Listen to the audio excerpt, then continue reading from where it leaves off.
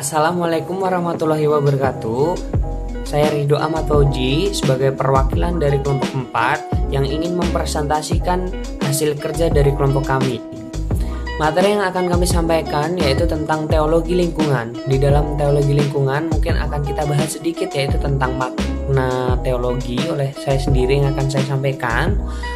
Lalu ada makna lingkungan yang akan disampaikan oleh Yola, hubungan manusia dan alam oleh Hesti Larasati, pandangan Islam terhadap lingkungan oleh Ratna, pemanfaatan sumber daya alam dalam konsep Islam oleh Rizka Marisa, dan cara melestarikan lingkungan dengan konsep Islam disampaikan oleh Siti Nurhaliza.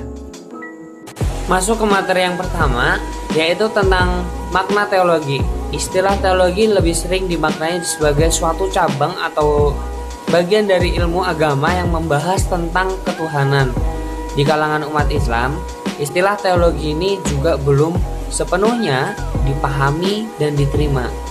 Oleh karena itu, agar tidak menimbulkan kesalahan penafsiran, maka terlebih dahulu istilah teologi ini akan diberi pengertian sesuai dengan konteks pembahasan tentang hubungan antara manusia, alam, dan Tuhan. Dalam konteks pembahasan ini memang teologi dimaknai sebagai nilai atau ajaran agama Islam yang berkaitan dengan eksistensi atau keberadaan Tuhan. Oleh karena itu, makna bebas teologi dalam konteks ini adalah cara menghadirkan Tuhan dalam setiap aspek kegiatan manusia, termasuk dalam kegiatan pemanfaatan sumber daya alam dan pengelolaan lingkungan. Dalam aspek praktis, teologi bisa dimaknai sebagai pedoman normatif bagi manusia dalam berperilaku dan berhubungan dengan alam dan lingkungannya. Pengelolaan lingkungan adalah salah satu kegiatan sekaligus tugas manusia sebagai khalifah di bumi. Lalu teologi lingkungan diperkenalkan sebagai upaya penyelamatan lingkungan melalui pendekatan nilai-nilai agama. Konsep ini mengingatkan bagaimana Islam memandang lingkungan sebagai bagian tak terpisahkan dari keimanan seseorang muslim terhadap Allah Subhanahu wa taala. Dalam bahasa yang lebih akademis, teologi bisa dimaknai sebagai sebuah konsep berpikir dan bertindak yang dihubungkan dengan yang gaib, yang menciptakan sekaligus mengatur manusia dan alam serta lingkungannya. Jadi terdapat 3 pusat perhatian dalam bahasan kali ini, yaitu Tuhan, manusia, dan alam. Yang ketiganya merupakan satu kesatuan, hubungan yang tidak saja bersifat fungsional akan tetapi juga hubungan yang bersifat spiritual. Mungkin itu saja materi yang bisa saya sampaikan tentang makna teologi. Selanjutnya akan disampaikan oleh kawan saya. Assalamualaikum warahmatullahi wabarakatuh. Nama saya Yola Pradeni. Saya akan melanjutkan materi ini tentang teologi lingkungan, yaitu makna lingkungan. Nah, makna lingkungan itu disebut dengan lingkungan alamiah yang sering dipendekkan menjadi lingkungan hidup dan diberi takrif sebagai suatu keadaan atau kondisi alam yang terdiri atas benda-benda hidup dan benda-benda tak hidup yang berada di bumi atau bagian dari bumi secara alami dan saling berhubungan antara satu dengan yang lainnya. Nah, lingkungan ini terdiri atas beberapa komponen kunci, yaitu yang ke-1, satuan landscape, lengkap yang berfungsi sebagai sistem alami yang belum mengalami intervensi manusia. Termasuk di dalamnya terdapat tanah, air, bebatuan, hewan, dan tumbuhan, serta segala fenomena alam yang terjadi dalam atas alam tersebut. Dan yang kedua nih, sumber daya alam umum dan fenomena yang tidak selalu berada di dalam batas-batas alami tersebut, seperti udara, iklim, dan atmosfer. Akan tetapi memengaruhi dan dipengaruhi oleh landscape yang bersangkutan. Dan yang ketiga, tampilan atau keadaan alam yang terjadi di dalam batas-batas alami tersebut akan tetapi dan sangat dipengaruhi oleh atau direkayasa oleh manusia, seperti misalnya hewan liar di sebuah taman marga satwa atau kebun binatang.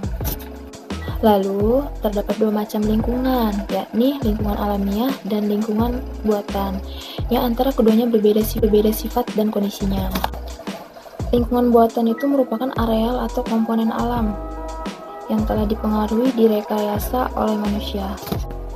Suatu wilayah geografis tertentu, misalnya hutan konservasi, pada umumnya masih dipandang sebagai lingkungan alamiah. Walaupun campur tangan manusia telah ada dalam wilayah tersebut, akan tetapi masih sangat terbatas.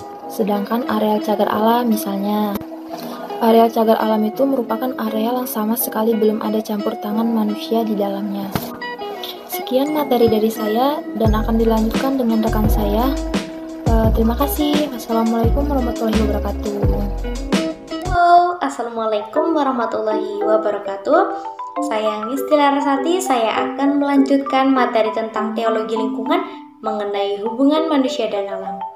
Hubungan manusia dan alam. Di tangan manusia, kualitas alam akan tetap terjaga baik, sinambung dan lestari, atau malah sebaliknya, itu semua tergantung pada manusia.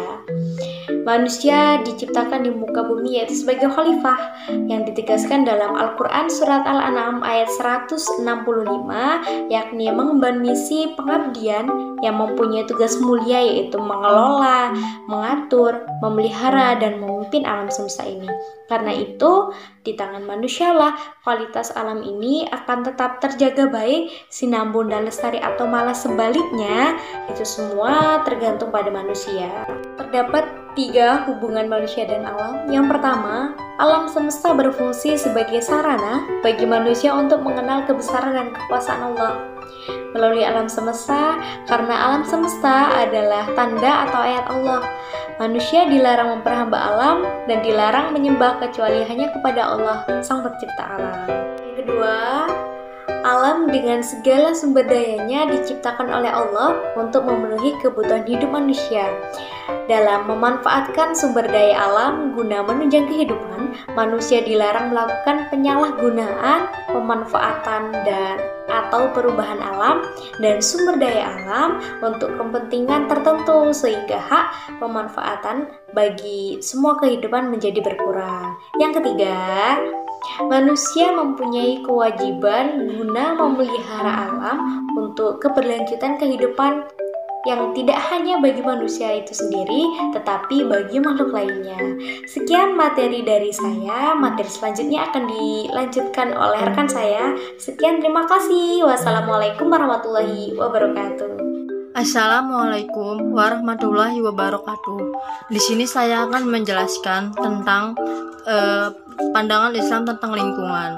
Islam merupakan agama jalan hidup as-sirat yang lengkap, serba cukup, termasuk yang berkaitan dengan lingkungan. Pilihan bahwa Islam adalah pedoman hidup manusia ditegaskan oleh Tuhan Allah yang menciptakan kehidupan ini dalam Al-Quran. Merupakan agama yang sangat memperhatikan lingkungan dan keberlanjutan kehidupan di dunia. Banyak ayat Al-Quran dan Al-Hadis yang menjelaskan, menganjurkan bahwa mewajibkan setiap manusia untuk menjaga kelangsungan hidupnya dan kehidupan makhluk lain di bumi. Islam adalah sebuah jalan yang bermakna syariah. Islam adalah sebuah jalan hidup yang merupakan konsekuensi dari pernyataan atau persaksian syahadah tentang keesaan Tuhan atau tauhid. Pengertiannya ini, maka ajaran atau pandangan Islam tentang lingkungan dibangun atas dasar 5 pilar syariah, yakni yang pertama adalah tauhid, yang kedua adalah khilafah, yang ketiga adalah amanah, yang keempat adalah adil, dan yang kelima adalah istislah. Setiap tindakan atau perilaku manusia, baik yang berhubungan dengan orang lain, makhluk lain, atau lingkungan hidupnya, harus dilandasi oleh pemahaman atas konsep keesaan dan kekuasaan Tuhan, serta penciptaan alam semesta. Pernyataan ini mempunyai makna bahwa manusia sebagai makhluk Tuhan atau sebagai hamba Tuhan harus senantiasa tunduk kepada aturan-aturan atau hukum yang telah ditetapkan oleh Yang Maha Menciptakan sekaligus yang diperhamba, yakni Allah. Hal ini juga menyeratkan bahwa tauhid atau pengesaan Tuhan merupakan satu-satunya sumber nilai dalam etika. Sekian dari saya. Wassalamualaikum warahmatullahi wabarakatuh. Assalamualaikum warahmatullahi wabarakatuh. Perkenalkan, nama saya Rizka Marisa, NPM 20310600221. Saya dari kelompok 4. Di Di sini saya akan menjelaskan sedikit tentang pemanfaatan sumber daya alam dalam konsep Islam. Terdapat dua fungsi utama, baik yang diketahui manusia yang tidak diketahui oleh manusia, yaitu fungsi keimanan atau tauhid. Bermakna bahwa segala sesuatu di alam ini, semesta ini, diciptakan oleh Tuhan dan merupakan bukti keberadaan, eksistensi, kearifan, kekuasaan. Yang kedua yaitu fungsi alam semesta ini, yaitu fungsi sosial. Apa sih fungsi sosial itu? Yaitu alam ini diciptakan sebagai tempat tinggal manusia dan makhluk hidup untuk melangsungkan hidupnya dan untuk memenuhi kebutuhan hidupnya. Fungsi pelayanan. Fungsi sosial kedua ini sangatlah penting tentang penciptaan alam yang bisa menjadi landasan untuk mengembangkan tindakan konservasi sumber daya alam dan pelindungan. Dalam konsep Islamnya, alam sumber daya memang telah diciptakan Tuhan untuk melayani kebutuhan manusia dan Tuhan telah menduduki alam kepada manusia, yang mana tercantum dalam surat Al-Baqarah ayat 29, surat Luqman ayat 20, dan surat Al-Jasiyah ayat 12, yaitu sebagaimana ketuduhan alam terhadap manusia bebas melakukan apa saja terhadap alam tanpa harus mempertanggungjawabkan perbuatannya. Kedudukan alam ini sebenarnya memberikan peringatan kepada manusia bahwa Tuhan berperan dalam proses kejadian alam dan segala sesuatu yang terjadi di alam ini. Sekian dari penjelasan singkat saya tentang pemanfaatan sumber daya alam dan konsep Islam. Kurang lebihnya saya mohon maaf kepada ibu dan teman-teman. Saya akhiri. Wassalamualaikum warahmatullahi wabarakatuh. Assalamualaikum warahmatullahi wabarakatuh. Perkenalkan, nama saya Siti Nurhaliza. Di sini saya akan menjelaskan materi terakhir tentang cara melestarikan lingkungan dalam konsep Islam. Dalam mengelola lingkungan, manusia harus memperhatikan aturan yang sesuai dengan undang-undang dan kaidah Islam. Dalam mengelola lingkungan, manusia hakikatnya berperan sebagai modalitas Allah, yang artinya manusia mengelola lingkungan di bumi secara baik. Hal ini dilandaskan atas firman Allah dalam Quran surah Al-Baqarah ayat 30 yang berbunyi, A'udzubillahi minasyaitonirrajim. Bismillahirrahmanirrahim. Wa idza qala rabbuka lil malaikati inni ja'ilun fil ardi khalifah qalu ataj'alu fiha man yufsidu fiha wa yasfiku ad-dima wa nahnu nusabbihu bihamdika wa nuqaddisu lak qala inni a'lamu ma la ta'lamun.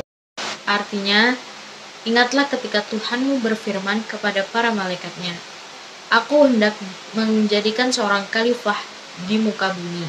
Mereka berkata, mengapa engkau menjadikan khalifah di bumi itu orang yang sering membuat kerusakan padanya dan menumpahkan darah, sedangkan kami yang selalu bertasbih memuji engkau dan mensucikan engkau.